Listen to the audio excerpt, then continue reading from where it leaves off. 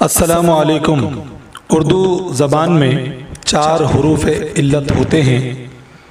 अलिफ, वाव, छोटी या और बड़ी या। इनमें से अलिफ हरफ इल्लत का इस्तेमाल हम देख चुके हैं। 2 हरफी अल्फाज, 6 हरफी अल्फाज और 4 हरफी अल्फाज हम देख चुके हैं। आइए आज हम हरफ इल्लत वाव का इस्तेमाल किसी एक हर्फ के साथ देखते हैं, यानी 2 हरफी अल्फाज वाव हरफ इल्लत के साथ।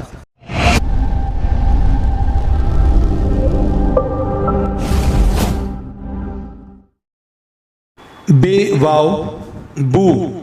इन अल्फाज में वाव को मारूफ पढ़ेंगे, यानी ज्यादा गोल करके पढ़ते हैं।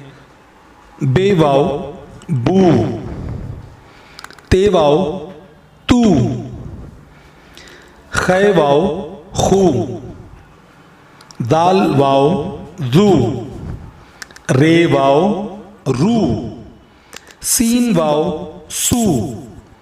ज़्वाद वाव, जू।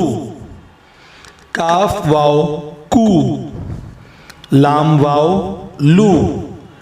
मीम वाव, मू। थ वाव, थू। छ वाव, छू।